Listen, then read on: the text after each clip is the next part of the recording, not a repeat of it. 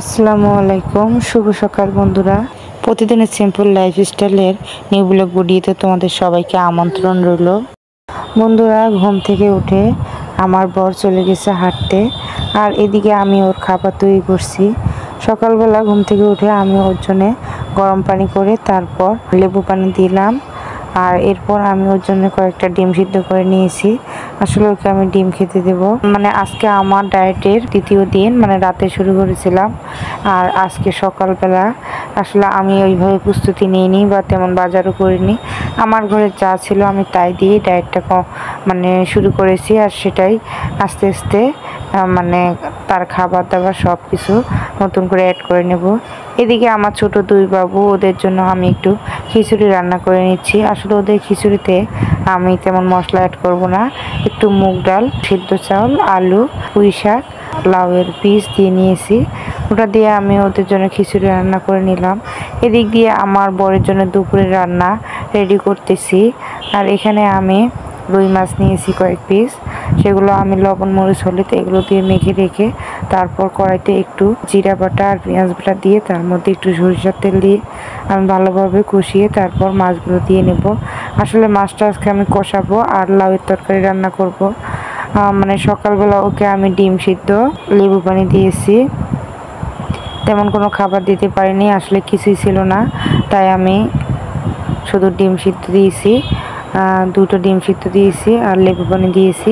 একটু তাড়াতাড়ি করে দুপুরে রান্নাটা করতেছি, যেহেতু সকালবেলা ওকে বেশি কিছু খেতে দিতে পারিনি, তাই যাতে 12টার দিকে ওকে আমি এই দুপুরের লাঞ্চটা দিতে পারি, তার জন্য আমি তাড়াতাড়ি রান্না করে নিতেছি।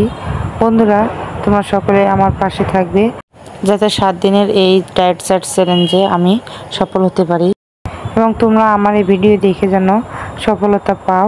যারা যারা এই ভিডিও দেখবে এবং সফল হবে তারা অবশ্যই শেয়ার করবে, যারা অন্যরাও এই ডায়েট চার্ট অনুসরণ করে সফল হতে পারে।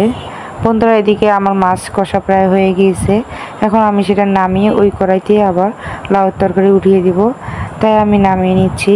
বন্ধুরা, আমি সেইভাবে প্রফেশনালভাবে তোমাদেরকে ভিডিওটা দেখাতে পারছি না, কারণ আমি এক হাতে ভিডিও করছি আর আরেক হাতে রান্না করতেছি। আমি তো আর সেই রকম প্রফেশনাল ইউটিউবার নই। আমি শুধু জাস্ট তোমাদেরকে আমার এই ছোট্ট চ্যানেলে তোমাদেরকে শুধু তোমাদের গ্রামের মানুষদেরকে ভালোবেসে এই ভিডিওগুলো দেওয়া, যাতে তারা উপকৃত হতে পারে। আমি ওই কড়াইতেই লাউয়ের তরকারিটা তুলে দিলাম। আমি লাউয়ের তরকারিটাও কিন্তু লবণ মরিচ হলুদ সব কিছু দিয়ে মেখে নিয়েছিলাম। আমি এটা তুলে দেওয়ার পর আমি তারপর এর মধ্যে একটু সরিষার তেল দিয়ে নেব, কারণ আমি পেঁয়াজ বাটা জিরা বাটা সব কিছু দিয়েই মেখে নিয়েছিলাম। যেহেতু ও শুধু তরকারি খাবে, সেটা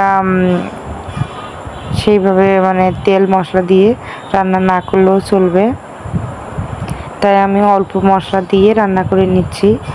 বন্ধুরা, তোমরা অবশ্যই আমার এই চ্যানেলটি সাপোর্ট করে যাবে আর যত পারো শেয়ার করে দেবে। এদিকে কিন্তু আমার লাউ তরকারিটাও হয়ে গিয়েছে। আমি এইগুলো দিয়ে দুপুরে ওকে খেতে দেব। দুপুরে কি দিয়ে কি খেতে দেব সেটা তোমাদেরকে দেখাচ্ছি ভিডিওর মধ্যে। আমি কিন্তু রান্না থেকে খাওয়া থেকে সব কিছুই তোমাদের সঙ্গে শেয়ার করছি, যাতে তোমরা পুরো ভিডিওটা দেখে উপকৃত হতে পারো। এছাড়া আমি কিন্তু এখানে কিছু করলা ভাজি নিয়েছি, করলা ভাজি করে দেব। ওর ডায়াবেটিস শুরু হওয়ার পর থেকে ও কিন্তু করলাটা খুব খায়, তিতা খেলে নাকি ডায়াবেটিসের উপকার হয়, তাই ওকে সবসময় আমি করলা ভাজি করে দিই। তাই ডায়েটেও আমি ওকে করলা ভাজি করে দিচ্ছি। এখানে আমি করলাগুলো কেটে লবণ পানির মধ্যে ভিজিয়ে রেখেছিলাম, যাতে তিতাটা একটু কমে যায়। ভিজিয়ে রেখে তারপর আমি করলাটা ধুয়ে লবণ মরিচ হলুদ পেঁয়াজ মেখে নিয়ে তারপর আমি চুলে বসিয়ে দিয়েছি। আমি সরিষার তেলে অল্প তেলে যেহেতু ভাজতেছি, তাই কিন্তু আমার করলা ভাজিটা একটু লেগে যাচ্ছে। তারপরও আমি ভালোভাবে নেড়ে চেড়ে ভাজি করে নিলাম। এই যে আমি ওর খাবার রেডি করে দিচ্ছি, দুপুরের খাবার। আমি এটা কিন্তু ওকে 12টার দিকেই দিয়ে নিচ্ছি।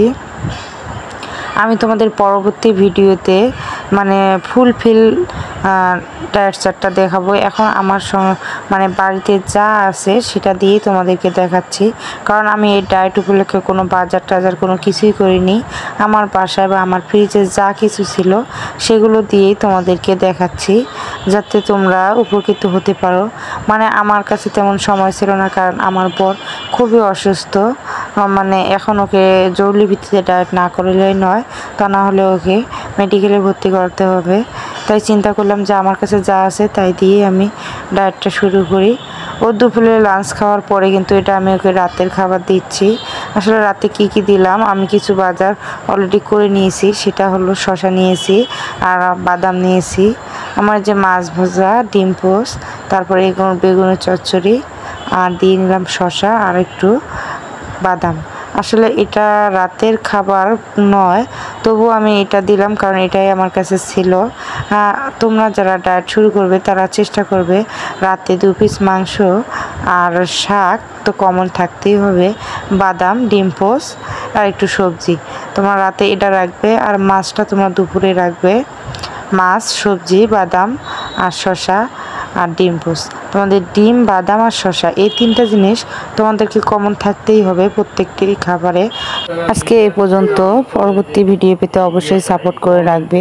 আর আমার ভিডিও ভালো লেগে থাকলে অবশ্যই লাইক, শেয়ার, কমেন্ট করে যাবে। বন্ধুরা, আমার বরের জন্য সকলে দোয়া করবে।